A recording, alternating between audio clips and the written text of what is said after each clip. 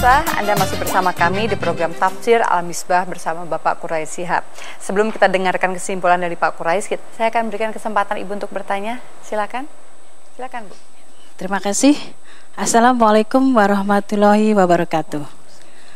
Saya Ibu Sihwardani dari Majelis Taklim Anisah, Jalan Haji Marjuki, Kedoya Selatan. Yang saya mau tanyakan, Pak, terjemahan mimpi dalam ayat 36 disebut dengan istilah takwil, dan mimpi dalam ayat 43 disebut dengan takbir mimpi. Adakah perbedaan kedua istilah tersebut, Pak? Terima kasih. Pasti ada. Takwil itu antara lain bermakna masa kedatangannya.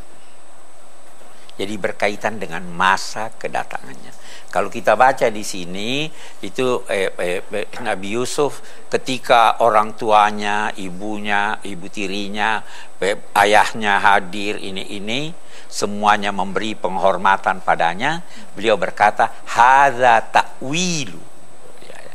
Inilah masa terjadinya apa yang saya mimpi dulu.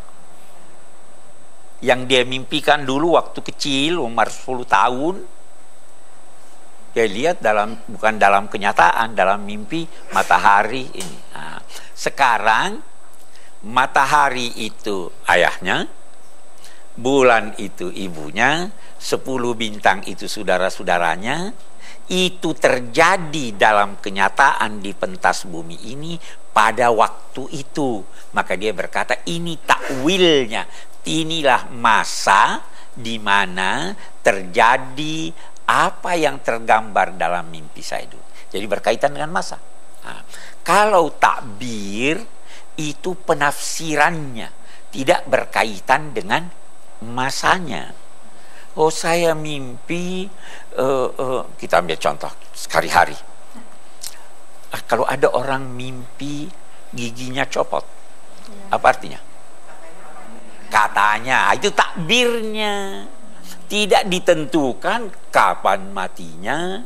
Itu perbedaan takwil dan takbir. Takbir itu penafsirannya.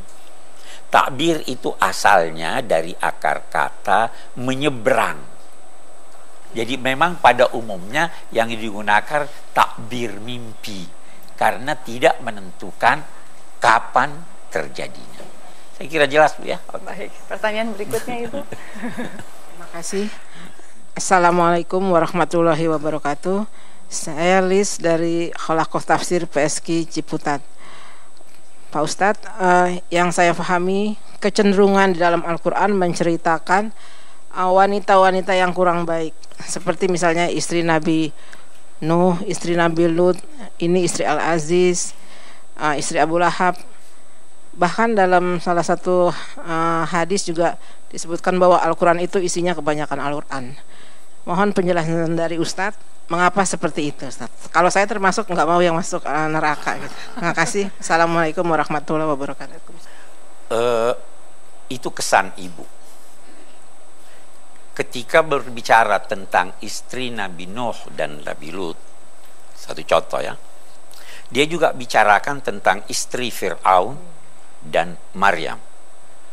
Orang baik ini dua-duanya. Bahkan dia menegaskan ada hal yang menarik nih. Ada hal yang menarik. Ada orang yang selalu merasa bahwa anak lelaki itu lebih hebat dari anak perempuan. Ya. Nah, Al-Quran tidak berkata demikian. Al-Quran menggarisbawahi bahwa lelaki dan perempuan itu adalah hasil pertemuan lelaki dan perempuan. Ya kan? Jadi kenapa bisa lelaki lebih hebat dari perempuan? Orang hasil dari pertemuan lelaki dan perempuan, ba'dukum min ba'd. Ada orang punya anak perempuan lebih hebat dari anak laki-lakinya. Ada kan? Laisa dzakaru kal unsa. Kalau mau lihat dari segi kemanusiaannya sama saja. Dia lahir dari ibu bapak, ini lahir dari ibu bapak. Sama. Saya kira begitu. Jadi tidak benar kalau perempuan yang baik tidak disebut dalam istri-istri Nabi disebut dalam Al-Quran. Iya kan? Banyak itu yang disebut dalam Al-Quran. Oke, saya Baik kira. ya. Silakan kita sampai pada kesimpulan kita, Kita Pak. baca kesimpulan kita. Kita baca kesimpulan kita. Ayat Bismillahirrahmanirrahim. 43 hingga 50. Ayat 43. Baik, bismillahirrahmanirrahim. Yang pertama tadi saya sudah terangkan, tapi saya akan simpulkan lebih ini lagi. Ayat 43 menamai pemimpin tertinggi Mesir kala Nabi Yusuf, menamainya dengan Malik, raja. Gelar yang diberikan oleh orang Mesir, demikian juga Al-Quran untuk kepala negara Mesir adalah Fir'aun. Tetapi di sini gelar yang diberikannya adalah raja, karena penguasa tertinggi ketika itu bukan orang Mesir asli. Mereka adalah Hyksos yang menguasai Mesir antara 1900 sebelum Masehi sampai 1522 sebelum Masehi. Nabi Yusuf hidup pada masa itu. Jadi Al-Quran tidak menamai kepala negaranya dengan Fir'aun, tapi menamainya dengan raja. Satu. Masyarakat Mesir, bahkan masyarakat secara umum pada masa lampau sangat mengandalkan mimpi. Kita ingat Fir'aun mimpi kerajaannya akan dihancurkan oleh seorang anak laki-laki. Tapi kan dia suruh bunuh anak laki-laki. Sangat mengandalkan mimpi. Demikian juga astrologi dalam aneka kegiatan. Terlebih dalam hal-hal penting.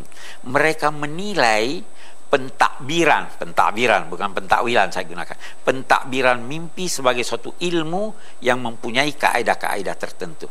Atas dasar itu pula kita dapat berkata bahwa mukjizat Nabi Yusuf itu adalah kemampuan beliau mentakbirkan mimpi. Sesuai dengan kecenderungan itu mukjizat selalu disesuaikan dengan keahlian dan kecenderungan masyarakat. Karena masyarakat senang mimpi, apa artinya? Diberikan kepada Nabi Yusuf kemampuan untuk mentakbirkan mimpi.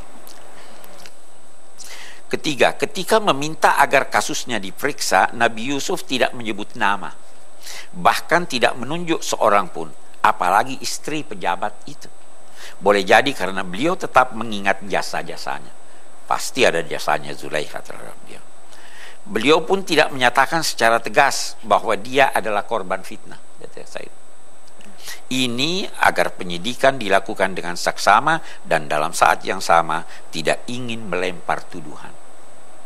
Biasa orang mau bela diri, oh dia begini, dia enggak. Selidiki aja. Mereka yang dituduh atau ditahan tanpa bersalah sebaiknya berusaha membuktikan kebenarannya. Kalau perlu, enggan dikeluarkan dari tahanan sampai nama baiknya pulih. Usahakanlah untuk tidak menuding secara langsung siapa yang berjasa, tapi jangan menghalangi proses pemeriksaan. Ketujuh, tidak tepat memanjatkan doa kebahagiaan untuk mempelai sekarang ini agar mereka menjadi seperti Nabi Yusuf dan Zulaikha. Tidak tepat menurut teman saya.